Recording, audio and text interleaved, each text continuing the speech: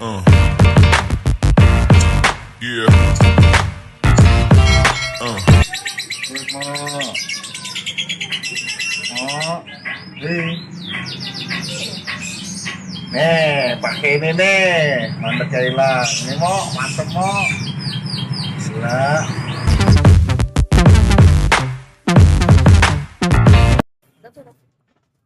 Ya, salam akar rumput Nusantara. Bersama saya, Yoga Channel. Ya, terima kasih yang sampai saat hari ini masih tetap bergabung dan juga yang baru bergabung. Terima kasih. Ya. Jadi, oh ya, semoga teman-teman sehat selalu, tidak ada kendala dalam pekerjaan dan usahanya, dan juga tetap semangat dalam merawat murai tentunya ya, teman-teman ya. Tetap semangat. Karena kalau teman-teman pusing tinggal lihat Yoga Channel. Ya, Yoga Channel ini salah satu media informasi penanganan murai, terutama settingan rawatan harian, lomba ataupun penyakit. Teman-teman bisa tanya, kalau bisa saya akan jawab, kalau tidak bisa mungkin saya akan kasih gambaran gitu ya. Oke. Dan tentunya kalau ngerawat murai ya sabar ya teman-teman. Mohon maaf, banyak yang nanya ke saya settingan murai pastol nih, terutama karena saya sudah share kan settingan pastol kan, settingannya dan sebagainya. Banyak yang nanya, Om, ini pastol biar maksimal seperti apa? Saya bilang sabar, itu tahap masih pastol gitu ya. Jadi ya udah sabar aja gitu loh, karena masih pastol, kinerjanya juga pasti ada kekurangannya gitu loh, gitu ya. Nah, untuk kali ini ada juga yang masih bingung tentang mengenai nutrisi.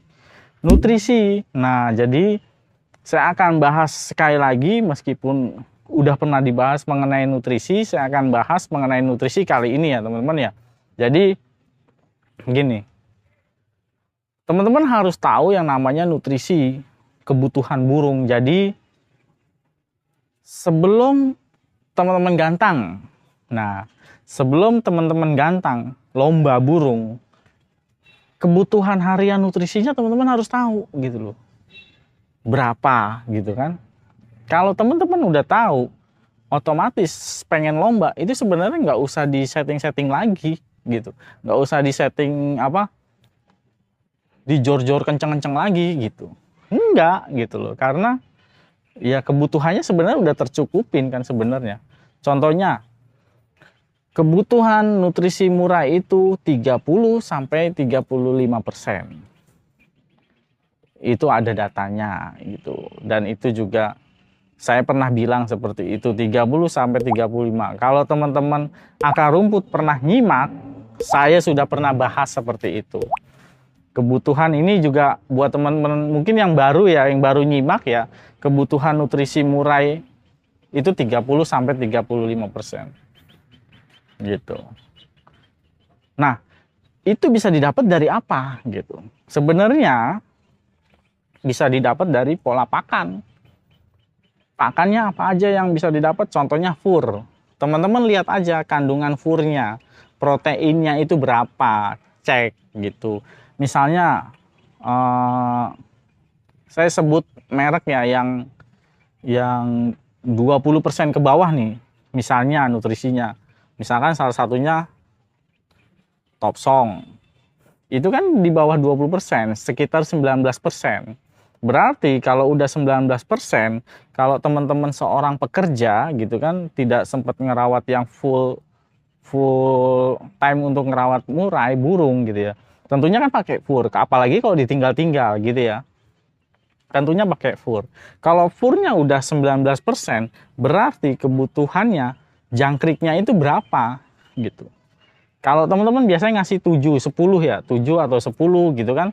Nah, berarti kalau misalkan Topsongnya udah 19%, kasih jangkriknya misalkan 10, 10 pagi sore gitu ya, 10, 10 berarti udah 20 ditambah 19. Ya berarti kan sebenarnya udah tercukupi.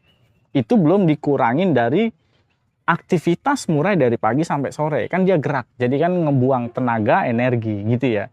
Jadi jangkrik 10-10 dengan top song misalkan 19% kandungan proteinnya, itu sebenarnya pas gitu teman-teman. Kalau teman-teman yang sebagai seorang pekerja, berbeda ketika teman-teman full di gantangan, full di khusus murai gitu ya. Saya itu main jangkriknya banyak gitu. Banyaknya itu ya antara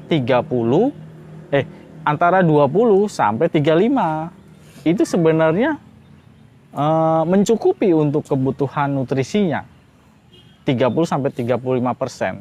Karena kalau untuk jangkrik, anggap aja satu jangkrik itu 1%, padahal dia itu bisa lebih bisa kurang tergantung besar kecilnya, tergantung juga apa yang dia makan. Paling tidak kalau ditimbang itu sebenarnya dia 1%, kadang-kadang kurang gitu loh. Makanya kalau saya kasih jangkrik misalkan pagi 25, sorenya 10, berarti kan kalau di total itu 35 jangkrik ya. Nah itu sebenarnya pas gitu. Itu sebenarnya pas karena belum dikurang lagi dari aktivitas si murai tersebut gitu. Jadi teman-teman yang punya murai harus tahu kebutuhan nutrisi jangkrik, nutrisi murainya gitu ya. Nah, kalau misalkan nutrisinya itu kurang, nutrisi kita bahas-bahas nutrisi tapi detailnya seperti apa sih kan gitu kan. Nah, kalau nutrisinya kurang, otomatis burung itu akan lemas ketika digantangan. Sangat lemas dia. Kalau enggak, dia enggak bergairah, lemas, itu efeknya ketika kekurangan kebutuhan nutrisinya per harian. Harian aja butuhnya segitu, apalagi di lomba kan gitu. Kalau misalkan efeknya kelebihan nutrisi, dia akan kekencangan. Kekencangannya itu apa? Ekornya ngayun biasanya tuh. Itu gampangnya gitu. Ekornya ngayun, terus dia bersuara, tapi kalau di atas dia itu hampir pengen ngelowo, tapi sebenarnya ekornya ngayun. Kelebihan nutrisi kalau nggak ekornya ngayun, kalau nggak nampar-nampar, jeger gitulah. Itu kelebihan tuh biasanya. Kayak model ekor hitam, dia kan gampang emosi. Nah itu kalau di jor jangkrik kencang, dia kan makin nampar gitu loh. Seperti itu.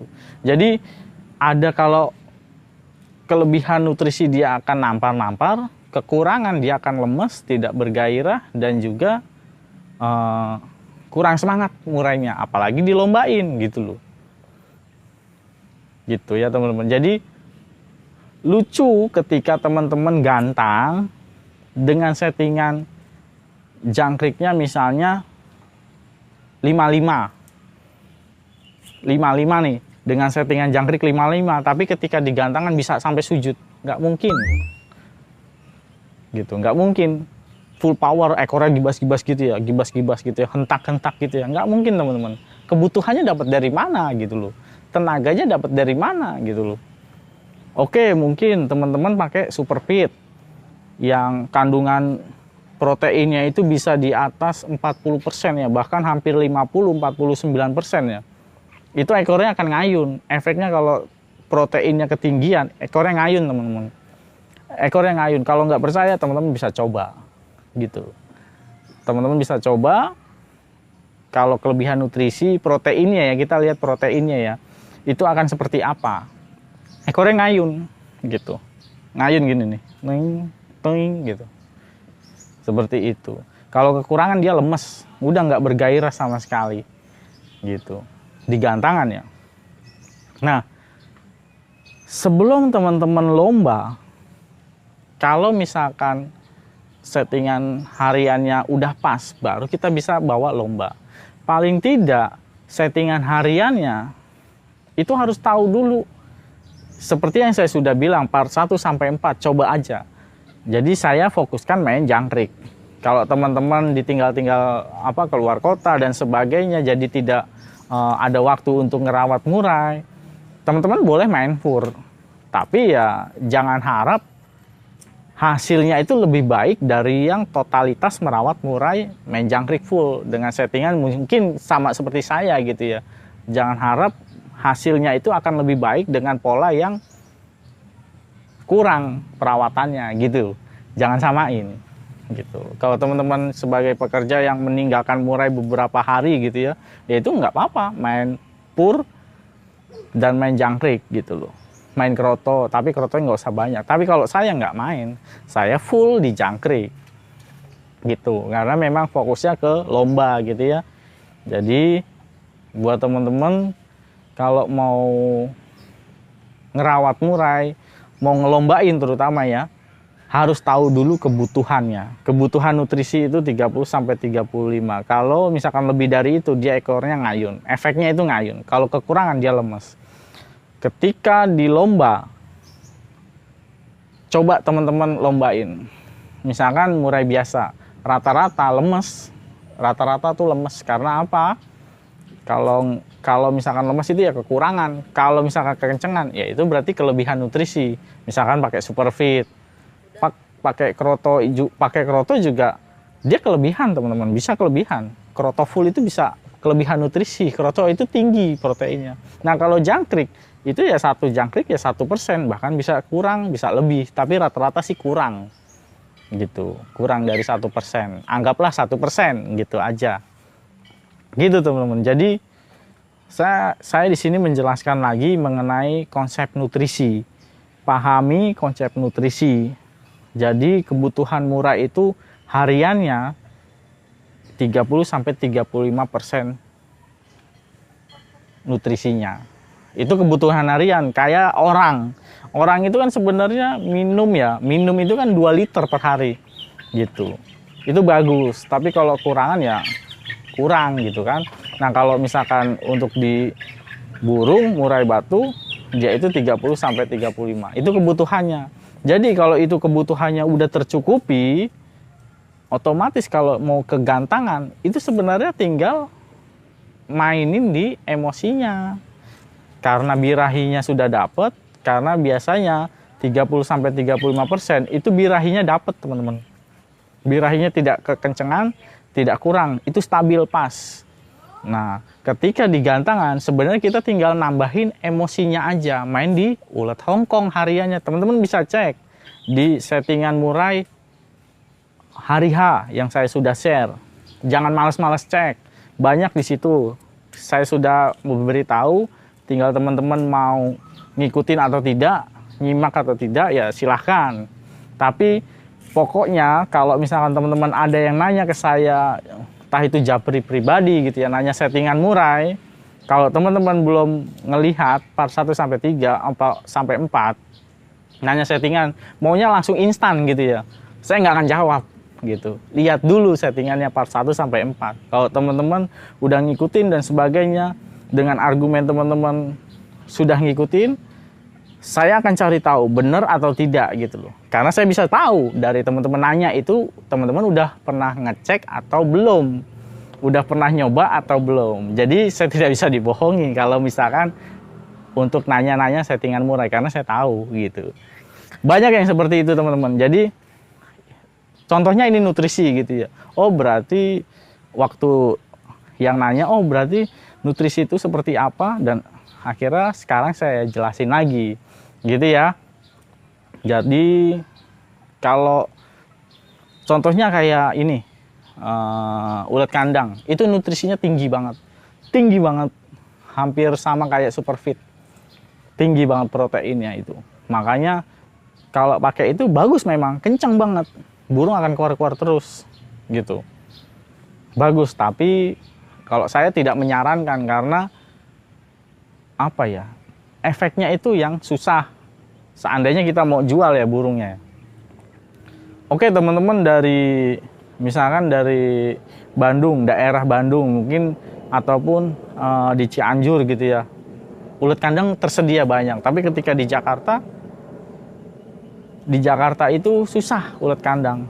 Saya mau nyari dapat, tapi besoknya belum tentu ada teman-teman. Jadi nah itulah efeknya. Jadi bagus sih bagus, tapi kalau misalkan dipakai berkelanjutan, apalagi burung kita mau take over, kita mau jual rawatannya ulet kandang, yang di tempat dia itu susah nyarinya, nah itu kan repot.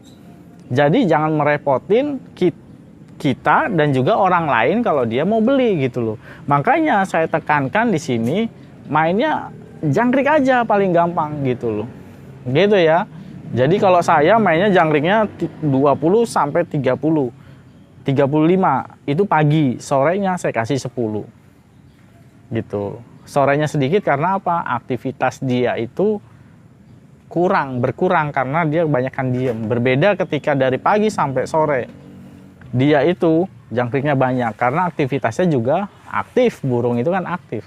Apalagi kena air PMW, udah burung itu aktif terus, gerak terus, makanya nggak akan berlemak.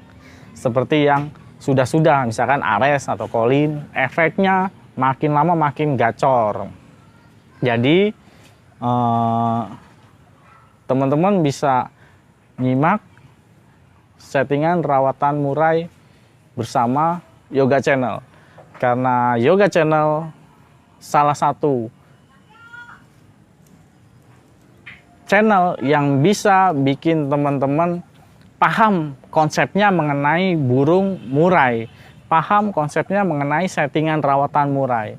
Kalau teman-teman ikutin, tapi ya kalau teman-teman nggak ikutin, lengkap, nggak nyimak, ya tanggung akibatnya ya, karena kan di sini saya mengarahkan terutama pemula supaya biar makin koncer gitu ya. Jadi semoga channel ini juga bermanfaat buat teman-teman, terutama pemula-pemula ya, akar rumput ya, dimanapun berada di Nusantara ini berada. Semoga teman-teman juga bisa nyimak terus settingan rawatan murai bersama Yoga.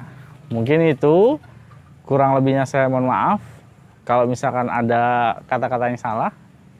Terima kasih buat teman-teman yang selalu nyimak terus nih ya. Terima kasih, sangat terima kasih saya, dan juga yang selalu mendukung channel ini, terima kasih. Terima kasih sudah nonton. Jangan lupa subscribe, like, dan komen. Matur suwun.